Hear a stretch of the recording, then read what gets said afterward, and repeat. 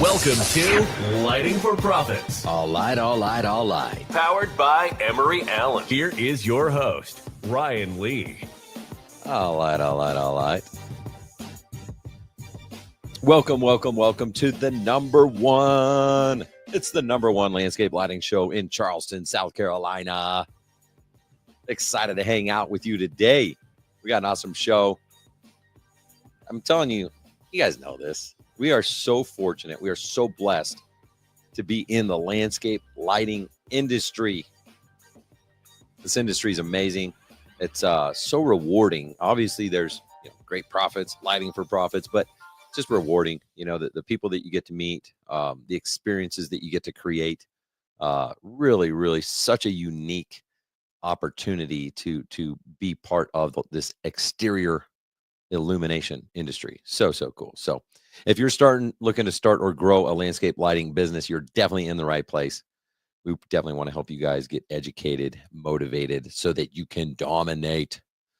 That's what this is about. So, guys, we got a great show. We got Mr. Tom Garber. You guys have been hearing me episode after episode to get that discounted contractor price. Email tomg@emeryallen.com. But today he's going to be on the show, and we're going to talk a lot of different things. We're going to talk a little bit about business. We're going to talk a little nerdy stuff, some tech, some nerdy engineering stuff, some lighting stuff, entrepreneurship, family, like lots of good things. So it's going to be a great show. And before we have Tom on, just real quick, I think it was a couple weeks ago, Lindsay and I went out to breakfast, and we don't go out to breakfast often. And, but we went out to breakfast, and it was a really cool experience, actually, because, we don't do it often. And we get there, and as we're waiting in line to get checked in, it was kind of chaotic at the front. And I had been to this restaurant, by the way. I'd been to this restaurant in another state before. Had not been to this location, and it was kind of chaotic. And there was people that were coming up to the register with their receipts, and they were paying to, so that they could leave. And then there was like people in line. I'm like, hey, are you in line? Are you in line? Are you in line? Like, there was no one in line. I was trying to be polite, and no one was in line. I'm like, looked like you were in line. But there was like a line to pay, and then a line to like get your name on the list to get seated. And then there was other people that already, had their name on the list. But here's what happened. There was two things that came out of this experience. Number one, we sit down. I'm really excited to do this because, again, I don't even really eat breakfast. I have like a protein shake every day. So I'm like, man, I'm getting like a waffle. I'm getting eggs. I'm getting protein. And it's going to be awesome. So I order everything. And honestly, I wasn't super impressed. Like the meal was actually really good, but the waffle was just a little bit too crispy. Well, a lot too crispy. I drenched it in syrup and made it work. Okay. And, I don't know about you guys, but like the waffle, you don't want it too crispy, but you don't want it soft. There's like this perfect consistency to a waffle. So, and again, I'd had this waffle at this place before, and it was actually really good. It wasn't here. So number one, there's two things I learned out of the experience. And this is the first one, is like, if you don't have properly documented SOPs, I don't know if it was because the chef, I don't know if it was the batter consistency. I don't know if they overcooked it. Again, there's a few variables that could go wrong here, but I've been to this same restaurant in multiple states, and like it's usually pretty consistent, but in this case it wasn't. So something happened where they didn't follow the standard operating procedure. And you should, if you're running a business, you should have it documented so that every single time you install an uplight, every single time you install a transformer, everything is the same, so that every client has the exact same experience. The communication with them, like what happens when you're on your way for a service call, what happens after they receive an invoice, what happens after they receive a proposal.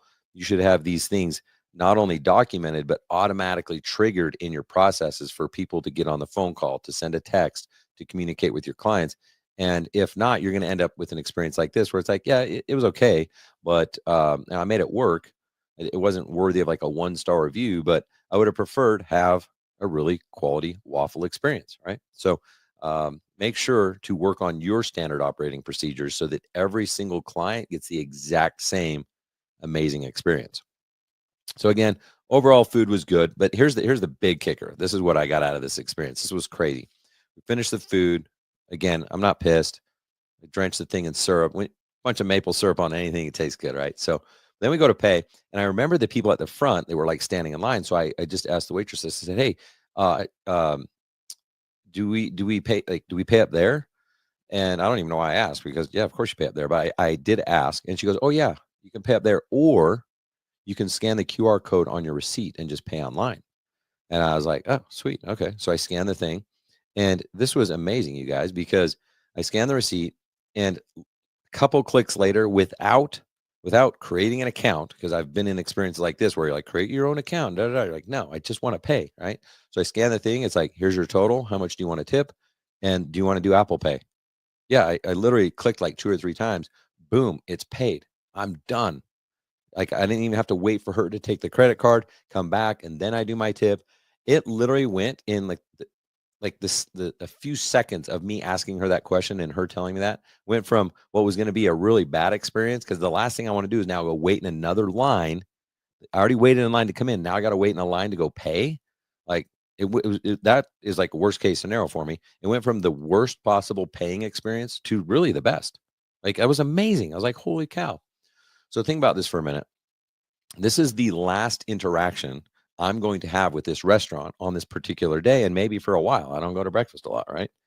And so if my last interaction is a negative one where I'm standing in line, like, how likely am I going to want to return to this place in a short period of time? As opposed to, like, if they over deliver on the quality and the food, and then all of a sudden it's easy to pay. I'm like, man, that place is just awesome. The people are friendly, they smile, they're nice, they do your drink refills, they're checking in on you. Like, that's amazing. But the problem is, they could have like amazing food, amazing service, and then one thing at the very end, I got to go stand in line. I ain't going back to that restaurant. Okay. And maybe I'm crazy, but so are all of your clients. Okay.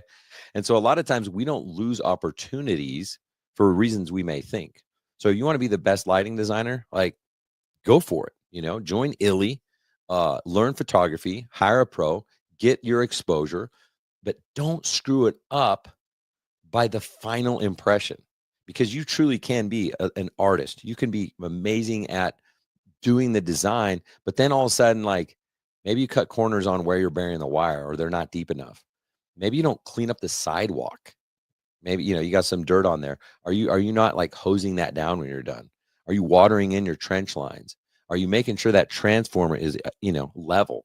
Like, are you doing these things? Are you communicating with your client? Maybe over communicating, because fit and finish truly matter in this game. It's all about the experience. Okay. Think about, how hard is it for people to reach you? If someone wanted to add on lights today, like, are they going to be able to get a hold of you within 15 seconds? What if they wanted to add something? What if they wanted to add outdoor audio? Like, how difficult is it for people to get a hold of you? And this is a huge challenge, not just in the lighting industry, but every industry. If you have a business, and most people miss the details. And that's really what I actually loved about this breakfast experience. It went from potentially being like, the last thing I want to do is go wait in line, to like, wait, a couple of clicks and I could pay. Like, that was amazing. It was awesome. And I literally was like, I want to go back to that business. Like, they get it. I want to support them. Right. So remember, number one, SOPs. Make sure you guys have standard operating procedures, so that every experience with every client is the exact same, and you're not having one person upset that there's a crispy waffle. And then number two, make it easy. Make it easy for clients to work with you again. And remember this, remember that the money's not in the sale. The money is in the experience. So make sure you guys are auditing your entire client journey, your brand, how you interact with clients, how your team installs things. These things truly matter. And if you create an experience, it's going to be memorable. People will not only be willing to do work with you again, but they'll find ways to work with you again. So hopefully you guys can learn something from that. That was a really cool experience for me.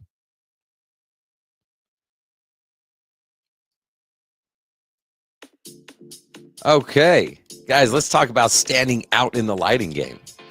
If you're aiming to elevate your outdoor installations, the Emery Allen Pro Series fixtures are your next go-to. Take the Ranger Pro, for instance, crafted from solid forged brass and designed with versatility in mind. Whether it's rooftop mounting with the EA shingle mount, affixed to a gutter with the gutter mount, or integrating into landscape with a ground stake, this fixture adapts to your needs.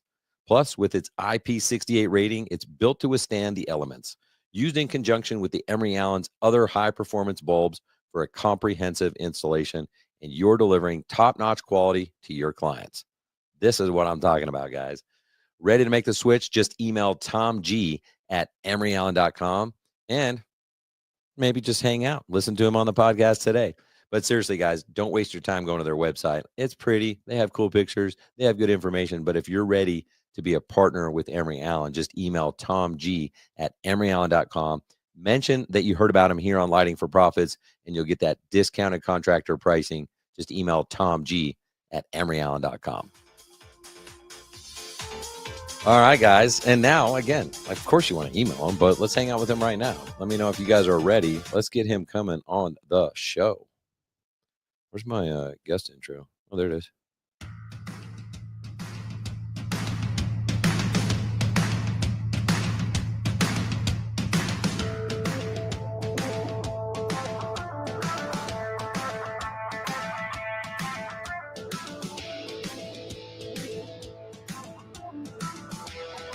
Welcome to the show, Mr. Tom Garber. What's up, Tom? Hey, Brian. Good, man. How are you doing? I'm doing good. Life is good. Not every day is amazing. Not every moment's amazing in life, but life is really good. Yeah, that's right. Hey, you weren't talking about Waffle House, were you? No, it was First Watch. Have you been to First Watch? In some of my travels, yes, I think we have eaten there a couple of times. Okay. So. Yeah, I don't know. I mean, I've probably only been to one waffle, maybe two Waffle Houses in my life. I don't know why. Yeah, they make good waffles. They got the SOP down pat. They do. Well, I'm excited to have you on the show. Frequent guest here. Grateful for your partnership with the podcast. And it certainly helps us keep going. 35 years in the lighting business. Is that right? It's probably a little more than that, but we'll stick at 35. Okay. So we're just like next year in 5 years, we'll be like 30 years. You still geek out over a good beam spread? You look at some of the different lenses and optics, and it's pretty crazy what some of them will do. So yeah, I do. Nice. You still got it in you. Any lighting myths that you wish would just die already? Any myths of lighting out there you just wish people would get over? Myths. Let's see. I think lighting myth, and I don't know how many landscape guys would get into this, but we run across it quite a bit when we get into interiors and all of that. When all of our bulbs, all of our lamps, whatever you want to call them, are located for enclosed fixtures. Well, once it has an enclosed fixture rating, it doesn't mean that you can take it and stick it in the very smallest enclosure as possible. So, wish that people would just pay a little bit more attention to things like that. That's something that comes up, over and over again, whether it's a consumer or a contractor. Some of the applications are a little bit odd. So that's one myth. I got a question on that. So when you guys are like manufacturing products and doing tests and things like that, I remember when LED came out, and I don't know that I still have a good grasp on this, but it's like, oh, they're going to last 30,000 hours, 50,000 hours, whatever it is.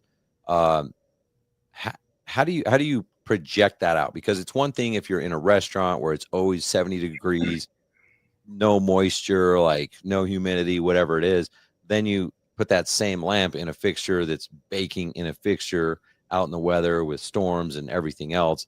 How is that testing done? How do you figure out how long an LED will last?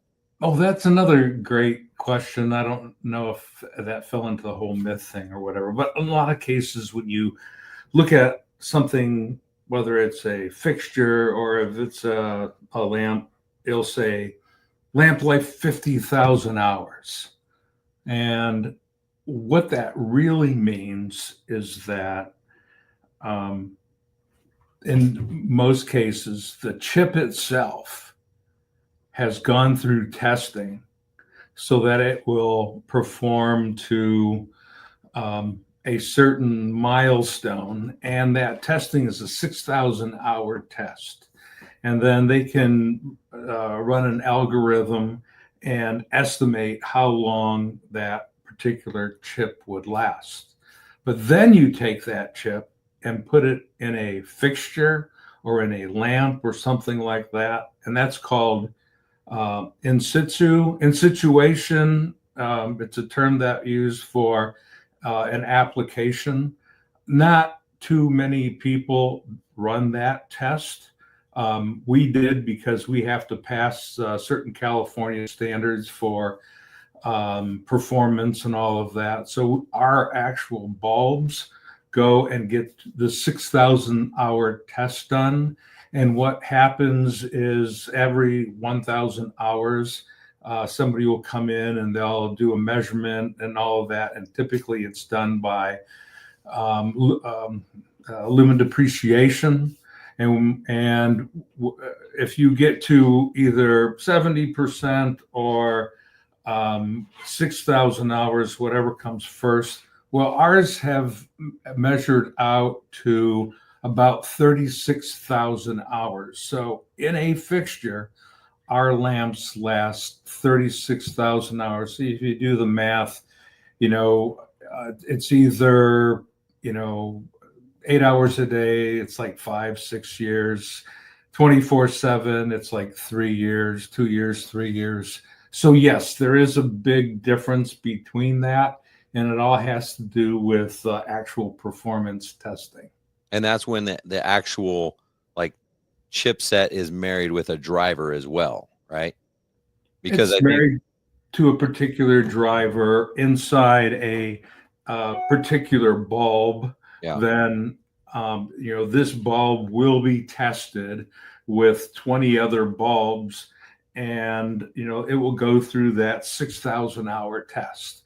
So most LED chipsets will get to 50 or 60,000 hours, and a lot of people who produce either components or fixtures will say that their product will last 50 or 60,000 hours. But when you actually put it inside of something, it's going to be a lot less because there's heat that's contained inside and all of that. So even like the test you're talking about where you get 36,000 hours, which I'm trying to do the math in my head, isn't 2,000 hours about 8? Oh no, because I forgot about weekends.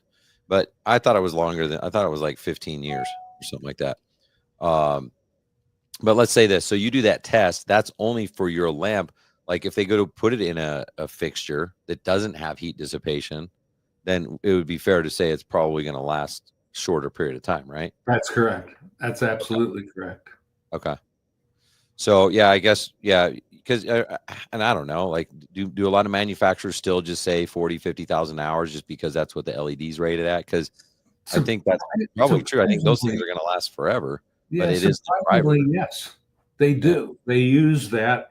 And I don't know, unless somebody has to submit their product to a third party for California's Title 20, Title 24 testing. I don't know of any manufacturers, especially in the landscape industry, that submit their product. And you guys have to do that just mainly because the 120 volt side of your business? Yes, but we do it with 120 and 12 volt. Okay. Let's talk about. So we're gonna get nerdy. We already got into the nerdy part of it. So we're gonna stay nerdy for a bit, and then we're gonna talk a little business and stuff and making money. But to stick with the nerdy plan, let's talk about Kelvin, CRI, beam spread. Like, I think if you've been in the industry and done a bunch of installs, like you pretty much have it down. But some of the newer guys, there's still new terms. How important? Like, why should someone pay attention to Kelvin? Why should someone pay attention to CRI? What benefits are they going to have as a business owner, a designer, salesperson, in understanding those things, maybe a little bit deeper than surface level? Well, Kelvin is, a measurement of color temperature. The lower the Kelvin, the warmer or more yellow something is. 2,700 and 3,000 is the most common. The higher you go, the more white or blue those lights will get to be. And those are real important things, especially when you get to lighting different types of foliage or the houses or whatever. You could have a solid white house and, put a 5,500K light source on it, and, it looked like a 7-Eleven. But, conversely, you get down to 1,800K on a red brick house, and, that wouldn't look very good either. So your Kelvin is definitely very important. It's a measure of color or brightness of that white. What percentage of products are you like? Is it like 90%, 3,000K, or like what are most people buying? It's something that we watch very carefully. Now, we sell our products worldwide, so we'll just in general, when we take a look at the color temperatures and what's doing what and all of that. We'll throw out the oddities. We'll throw out the 4,000s and the 5,700s and all that, because they're more or less special effects, just like the red, greens, and blues. But in exterior lighting, it's about 60-40, 3,000 to 2,700. In interiors, it's actually a lot closer. It's almost closer to 50-50. But then you take that one step further and you go from a demographic standpoint. If you were to go like where you live, Mountain Estates, Las Vegas, it's all 2,700. You can't give away a 3,000K lamp anywhere in that area. Just like if you go down to Florida, let's say, nobody's using 2,700. It's all 3,000K. Now, also what we've noticed is based on consumer and where the consumer is. If you have where that consumer is from. If you've got somebody that's from, South America or from Europe, they're more used to whiter, brighter lights. And so they'll bring, 3,500 or 4,000 Kelvin on the inside of the house. So it's really all over the map. When it comes to, landscape lighting, I'm always trying to figure out, like, are people in this to be like lighting designer of the year, or are they trying to scale a business? And in my opinion, if you want to scale a business, it's really hard to do as a dialed in artist, where you're like, okay, Tom was saying different foliage. So over here, I'm going to change this color temperature. I'm going to do a 40-degree there, but I'm going to do 60-degree here and 20-degree here. And like everything's just dialed in, right? And that's hard to dial in that sales process, because you can't like go in and do it quicker. Where I'm more like, it's just a 40-degree. Just like you could pretty much do 40-degree everywhere, 60-degree down lights, 40-degree up lights, and everything 2,700K. That I can scale. I can help people learn design and sell it. If there's maintenance issues, we already have that on the truck. We're not having to have a huge inventory. But I'm curious, from your standpoint, do you see people buying more custom that way, one-offs, or are they just buying kind of the same product over and over? Talking to somebody a fairly large company here in Charleston that will do it. They will always use 5 watt, 36 or 60 degree. That's their bread and butter, so they know what's going on based on what they're doing. However, if they get a special project for a hotel or something like that, where they have to either go up a little bit higher on a building or you have a special type of tree, then they'll customize it. But that's maybe a smaller part of their overall business. Their bread and butter is what you talked about before. Yeah, that makes sense. I think anyone who's really looking to scale, you just kind of fall back to that. It's like, all right, we're 5 watt, 36 degree and 60 degrees all day long. Obviously, you get into some special projects, you make the exception, but for the everyday install, $10,000-$20,000 install, whatever, it just makes sense to kind of keep it simple. So, Right. what do you think about? No, I'm not going to ask you that question.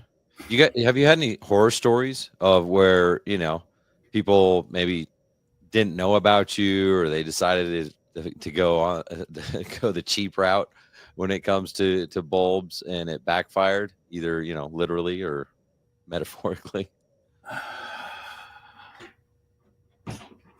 I mean, we're constantly replacing, inexpensive lamps all the time. From large jobs, casinos, and things like that, where people have tried to do things on the cheap, and they're going ahead and having to replace the LED lamps as quickly as they would replace a halogen lamp. I mean, think a lot of people have learned their lessons that way.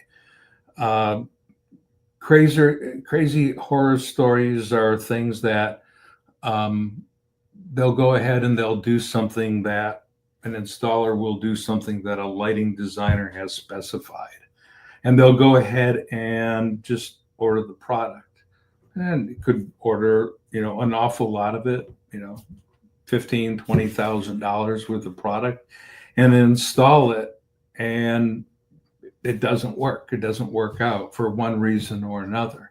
Whereas if they consulted us in advance, and that's something that we have to offer is, when you get into a lot of these specialty fixtures, especially interiors and all of that, where you generate a lot more heat and things like that.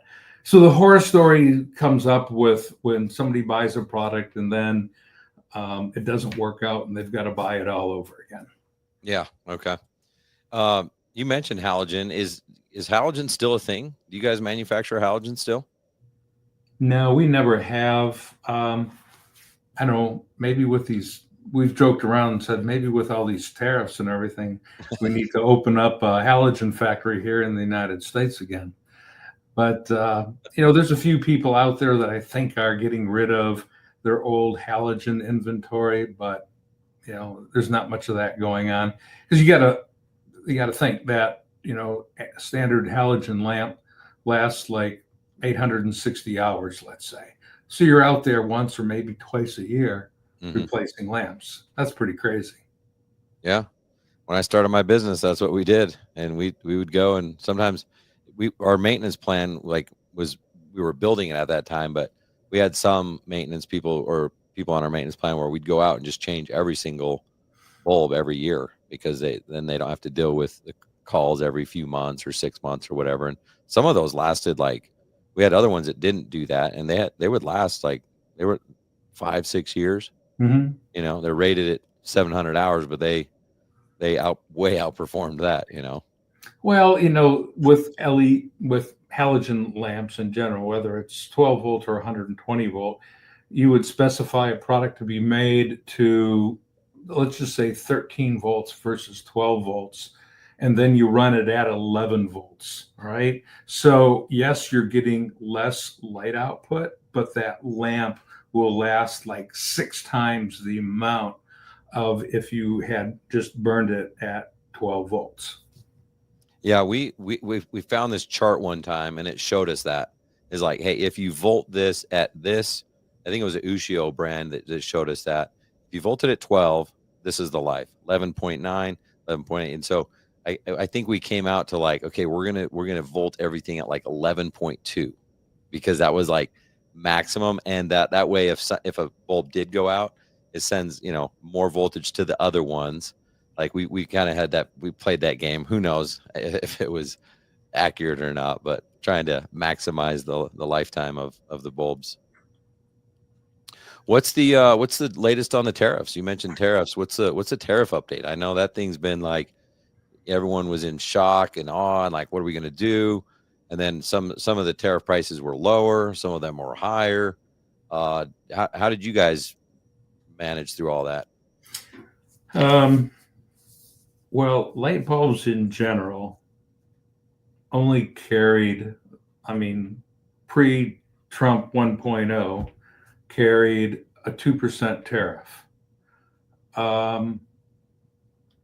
There was a provision in Trump 1.0 that it skipped over LED lamps.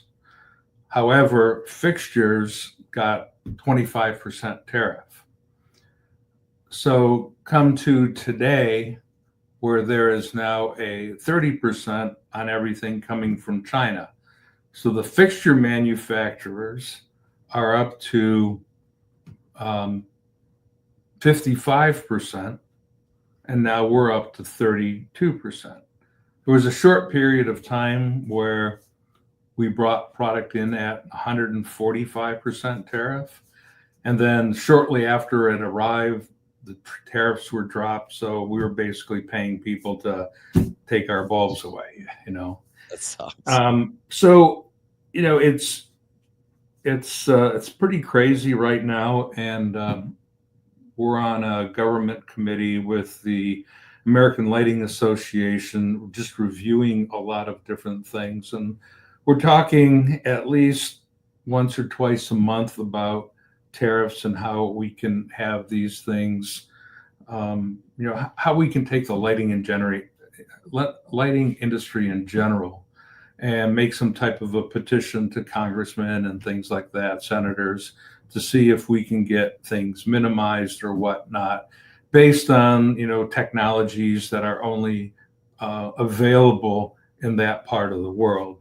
So there's that's going on. Behind the scenes of that, there's something called Section 232, which is another tariff that has to do with the importation of aluminum and steel, where they will take, if you have a fixture, let's say, and it's made out of aluminum, you're going to have to estimate the amount of aluminum and the cost of that aluminum, and they're going to apply a tariff to that.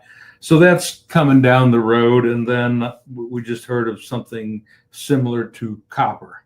So it's going to be pretty interesting what shakes out the rest of this year.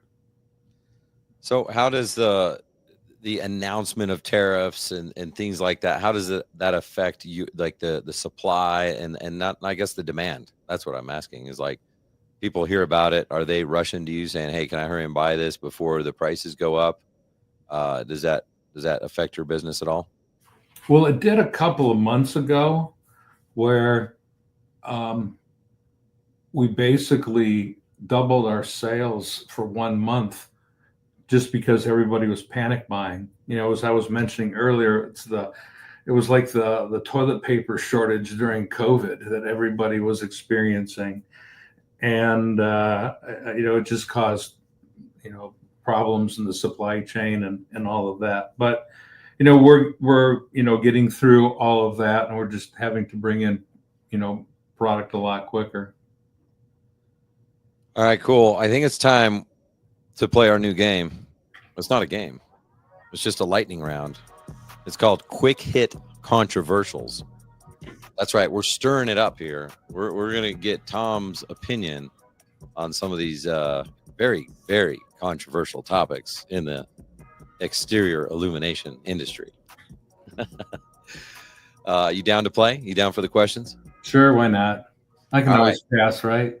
No, it's one or the other, or it's a yes or no. Like we want to see your level of commitment here. Like, are you willing to go to battle over your opinions? Got it. All right, quick hit on controversials, lightning round with Tom Garber. 2,700 or 3,000K. 3,000. Integrated fixtures, innovation or installation nightmare. Installation nightmare. What'd you expect me to say? I was already pre-written the answer. Bulb or lamp. What did Thomas Edison invent? Okay. You get one, you get one beam spread to use the rest of your life. What angle? 36 degree. Are RGBW fixtures enhancing design or killing good taste? Killing good taste. Oh, wow. You just offended half the listening audience. No, I don't think so. Maybe 10%. All right. UL standards, crucial for safety or red tape slowing down innovation? 100% crucial for safety. What's not fair about that question is I sit on the standards committee for several UL standards. So yeah, it's definite. I already knew what you were going to say, but there's other people in the industry that would say otherwise. I'm just saying. I'd like to bring them on. Let's have the one-on-one between them. All right. Yeah. All right, let's do it. All right. Lighting brands that sell to the public, good for the industry or cancer to the industry?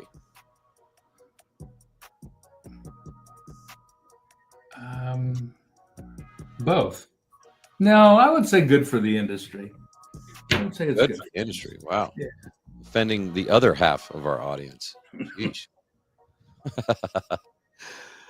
Smart bulbs in landscape lighting, the future or just a phase? Just a phase. Is higher CRI really worth the extra cost or just spec sheet flexing? Who says it has to be extra cost? Oh, mic drop. Mic drop. Emery Allen all day. Should every landscape lighting job have dimming built in?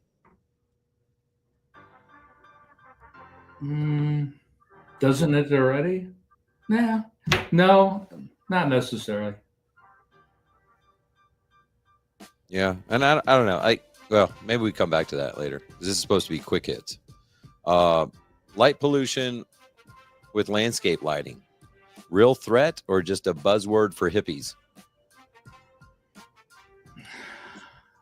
I think it's more of a buzzword. You get more light pollution out of street lights, municipalities that use some of these street lights that really promote a lot of light pollution. But I don't think it's there with landscape lighting. Yeah. Should landscape lighting be more regulated?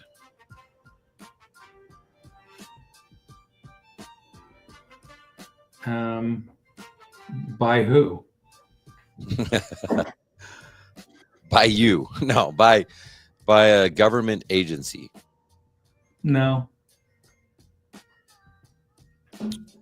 Should lighting be designed for longevity or replaceability? Or replaceability. There we go. There we go.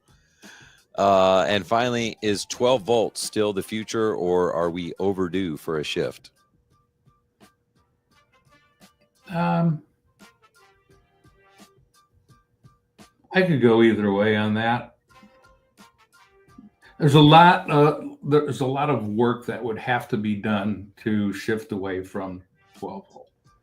You're talking National Electric Code, you're talking UL standards and all of that. So maybe it would be good to do, but we're so far down the path with everything the way it is with 12 volt. Might just be worth sticking with it. Might be. Okay. Sweet. Well, guys, that was another lightning round. Quick hit controversial. So I wouldn't be surprised if you get some hate mail, and that's on you. That's not on me. That's on you. So. TomG@emeryallen.com. Send your hate mail to TomG@emeryallen.com. No, that was good. Some of these things, like light pollution, like the dark sky thing drives me crazy because like, yeah, I mean, it's not that I don't care about the environment, but like they talking about like birds, changing their migration patterns. I'm like, that's not from our landscape lighting system. That's literally from New York City. And the birds flying into the windows of the office buildings and stuff like that. That's different level of light pollution. Or when you're flying in, every airport that I land in has that like district of warehouses where those freaking lights mounted Shoe all the way, boxes. just Yeah. going crazy, right? So yeah, I truly think it's just a buzzword for hippies at this point. Well, thanks for doing that. Any ones you want to clarify or dig into? No, just like I'd always want to hear, people's opinion towards, the various standards when you get into UL or whatnot, because it's all based on safety. Yeah. So I don't think it's red tape whatsoever. But on the other hand, working at Kitchler and at Quizell, being in, part of the engineering departments there, we had internal test labs. We could do our own testing, and we could avoid a lot of red tape, and we learned a lot of things. People go into UL and whatever, and they'll be intimidated to talk to them or do this or do that. And it's just like, it's not that tough. So, you got your engineering background. Like you said, you worked at multiple companies, but, what inspired you to go from engineer to entrepreneur and launch Emery Allen? Probably the same thing that everybody does. It's just like hating working for somebody else. You're going to stop complaining about, working for somebody else and all the stupid decisions that they make, then put your money where your mouth is and, do it yourself. Yeah. You're like, I could do this better.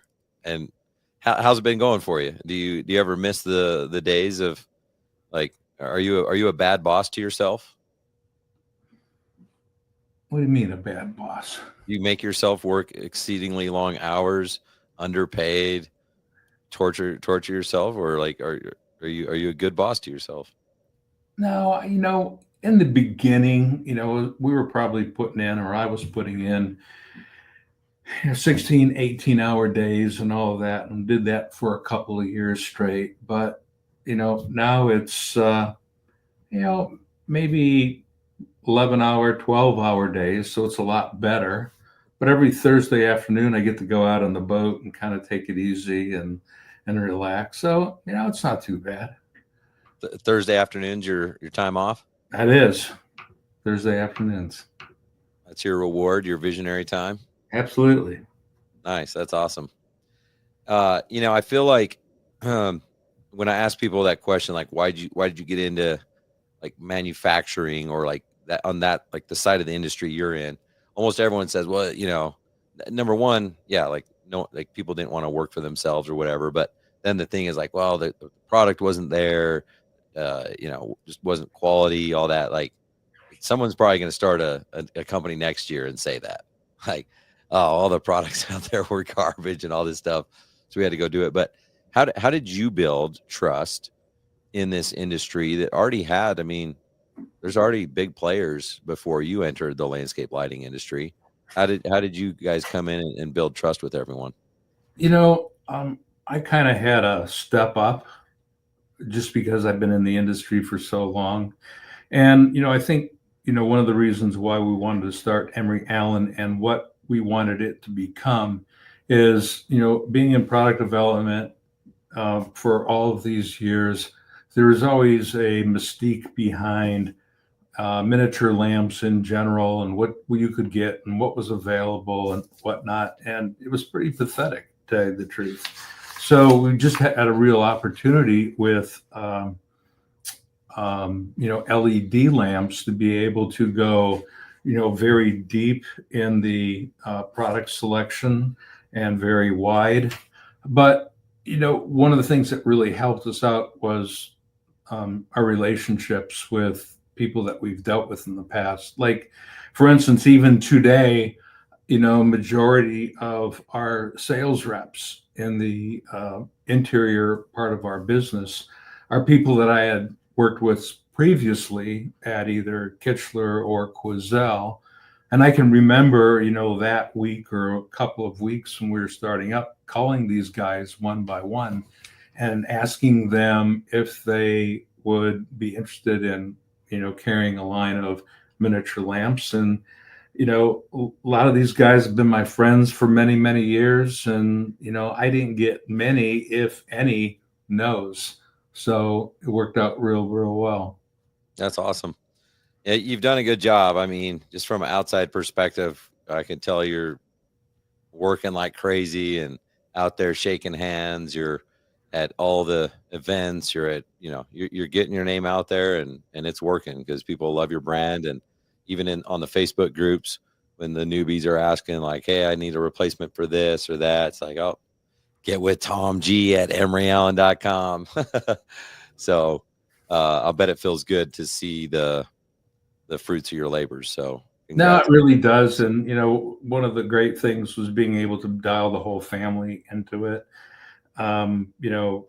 The ownership of Emery Allen is my wife, my son, and myself. And, and we also have a daughter that came in a year or two later than us starting.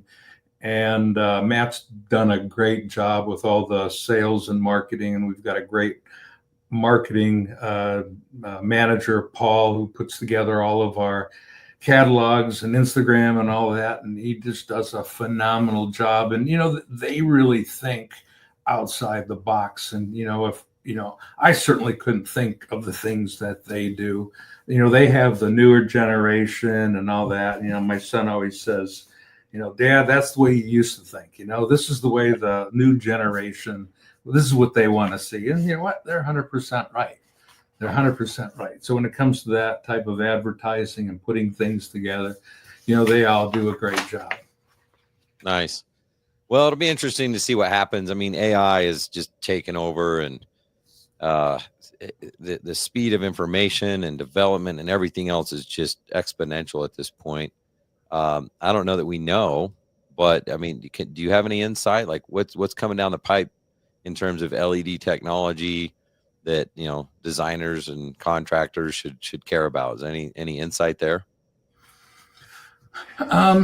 No, not really. I mean, a lot of this, falls on us as manufacturers, and it goes down to the LED chipsets and whatnot. Is where's the technology advancements and all of that, and that's just trying to produce a lot more lumens per watt out of various types of product.